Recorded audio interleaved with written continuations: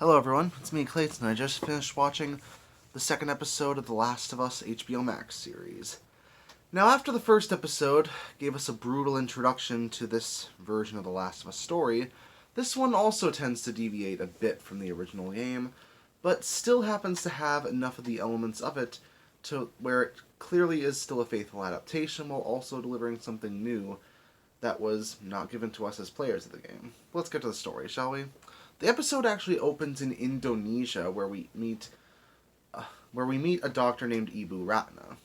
Now, Miss Ratna ends up finding out some of the causes of the cordyceps infection when she ends up examining a body with the cordyceps infection inside of it.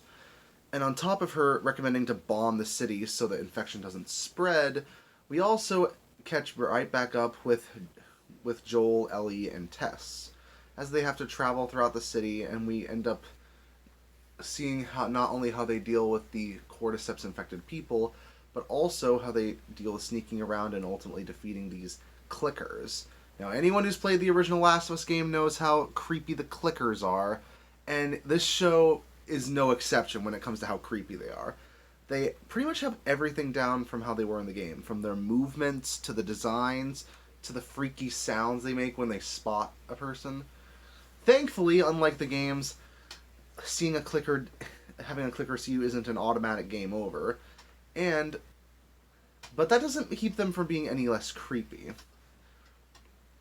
As seen in a behind-the-scenes video, Craig Mazin apparently relied on the same guy who did the prosthetics work for Chernobyl when it came to creating the clickers, and it works like a charm, because not only do they look like they're from the games, they happen to act like them, and they're just as creepy as they are, too.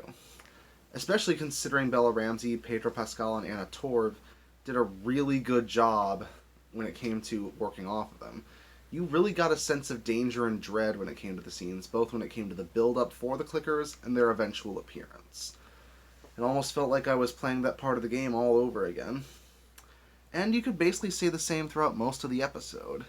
Not only when it came to Tess and Joel's conversations about whether they should go back or whether they should keep on going, but also when it came to Ellie's little comedic asides. With this episode with this much tension and a rather heartbreaking finale, obviously some comedic moments are needed to break the tension. And thankfully they're done in an effective way, where it's done just often enough to the point where it gives some levity without being overbearing. Scenes like Ellie playing around with her pocket knife, or occasionally interjecting in a conversation, or even pretending to buy a suite in a hotel, feel perfectly in line with her character, while she doesn't feel like she's just there for comic relief.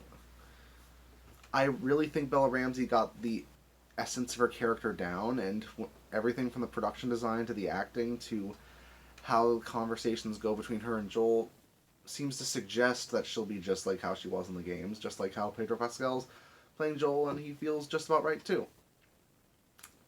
Now, in the next episode, we should be meeting Nick Offerman's character, who I've heard a lot about pre-release, and who I don't believe was in the original game. But at the same time, given how well they've been handling everything so far for these first two episodes, I'm fine with some original content to differentiate the show from the games. And especially because of how they've handled other show original material, I'm sure this will work out well. So I'll see you next week when it comes to that, because again, this does show promise for what's one of the best looking video game adaptations that we've gotten in recent memory. See you later.